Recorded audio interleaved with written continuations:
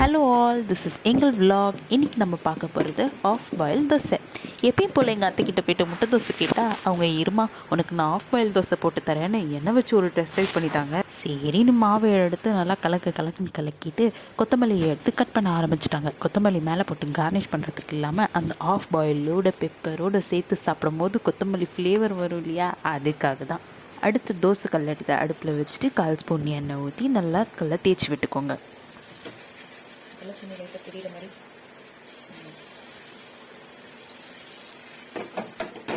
தோசைக்கல்லை நல்லா காஞ்சதும் ஒரு கரண்டி மாவு எடுத்து ஊற்றி மேலாப்ப நல்லா ரவுண்டாக தேய்ச்சிட்டு 2 ஸ்பூன் எண்ணெய் ஊற்றி அதுக்கப்புறமா முட்டையை உடைக்கலாம்.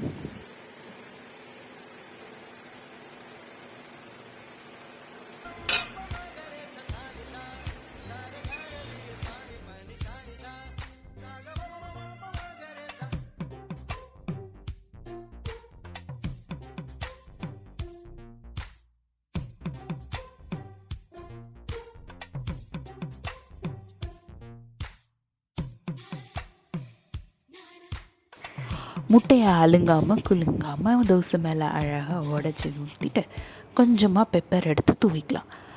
பெப்பரை தூவி முடித்ததுக்கப்புறம் கொஞ்சமாக இட்லி பொடி, உங்கள் வீட்டில் அரைச்ச இட்லி பொடியோ இல்லை கடை பொடியோ சம்வாட் எடுத்து அழகாக மேலே அதையும் தூவிட்டு அப்புறமா கொஞ்சமாக கொத்தமல்லி எடுத்து போட்டால் பார்க்கும்போதே நாக்கு ஊறுது. Half boil dosa ready. தேவையில்லையே காக்கை கூட தூது போகுமே. காதல் ஜோதி புகைவதில்லை, காதல் என்றும் குற்றமே பார்ப்பதில்லை. இதில் அற்பமானது எதுவும் இல்லை, இந்த நுட்பம் பொறுக்கு புரியவில்லை. வானும் மண்ணு மாறியே போகும் காதல் என்று வாழுமே. ஆதாம் ஏவாள் பாடிய பாடும் காற்றில் என்றும் கேட்குமே.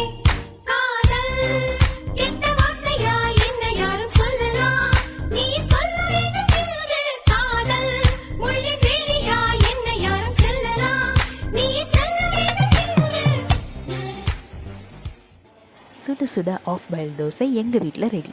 நீங்கள் ட்ரை பண்ணி பார்த்துட்டு கமெண்ட்டில் எப்படி இருக்குன்னு சொல்லுங்கள். பாய், டாடா.